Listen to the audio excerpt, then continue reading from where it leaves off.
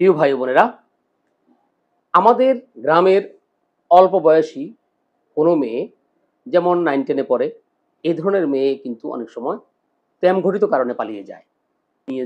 নিয়ে গিয়ে একজন বিজ্ঞ আইনজীবীর মাধ্যমে একটা হলফনামার মাধ্যমে কিন্তু বিয়ে শাদী করে ফেলে। তখন তারা এলাকা প্রচার করে দেয় যে কোর্ট ম্যারেজ করে ফেলেছি, মেয়েকে নিয়ে আমরা কোর্টের মাধ্যমে বিয়ে করেছি, আমাদের কোনো সমস্যা নাই।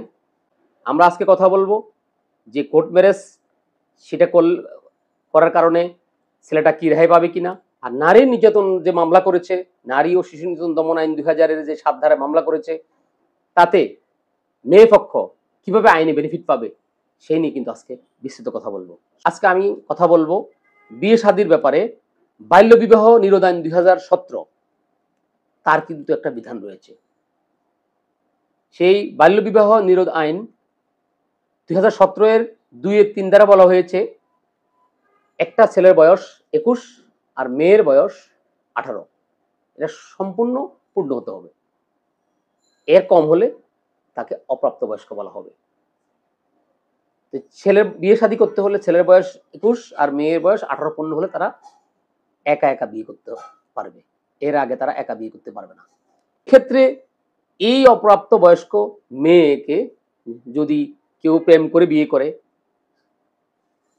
তারপরে এই মেয়েটা যদি নিজের ইচ্ছায়ও যায়, এই মেয়েটা যদি নিজ ইচ্ছায়ও কোনো ছেলের সাথে প্রেম করে চলে যায়, তথাপিও এটা ওই ছেলেটার এটা অপরাধ হবে। ছেলে যে বলতেছে আমি কোর্ট ম্যারেজ করেছি, সেই কোর্ট ম্যারেজের মাধ্যমেও এখানে কিন্তু সে রেহাই পাবে না। এছাড়া আরো কিছু অপরাধ যুক্ত হতে পারে, যেমন ছেলে আর মেয়ে উভয়ই কিন্তু হলফনামা দিয়েছে যে আমাদের বয়স 18 পূর্ণ হয়েছে, কিন্তু তারা স্কুল সার্টিফিকেট দেখা যাবে তারা বয়স 18 হয়নি, জন্ম নিবন্ধন অনুযায়ী হয়নি, কিন্তু সে তারাকে যদি মিথ্যা কোনো দলিল প্রণয়ন করে, জন্ম নিবন্ধন প্রণয়ন করে একজন আইনজীবীর কাছে গিয়েছে তাকে উপস্থাপন করেন,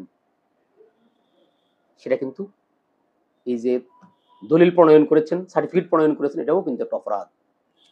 উনি যে এই মিথ্যা দলিল দিয়ে যে উনি একজন কাজীর কাছে উপস্থাপন করে যে বিয়ে করেছেন, এই যে মিথ্যা দলিল, এটাও কিন্তু আলাদা অপরাধ কিন্তু এখানে যুক্ত হয়েছে। এক্ষেত্রে আমি বলবো মেয়ের মা বাবা যে মামলাটা করেছে অপহরণ, এটা কিন্তু একটা যুক্তিযুক্ত, এই আইনে কিন্তু এই ছেলের অবশ্যই আইনের আওতায় আসবে।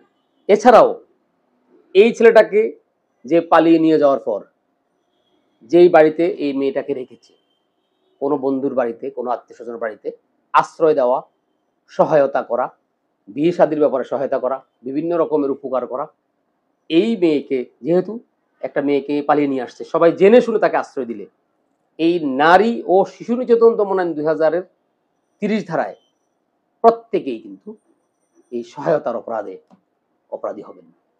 আমি এই জন্য প্রত্যেক ভাই ও বোনকে বলবো এই ধরনের অপ্রাপ্ত বয়স্ক কোনো মেয়েকে কখনোই প্রেম ঘটিত কারণে নিয়ে যাবেন না। নিলে কিন্তু নারী ও শিশু নির্যাতন দমন আইন 2000-এর 7 ধারায় কিন্তু আপনি অপরাধী হবেন। যারা সহায়তা করছেন তারাও অপরাধী হবেন।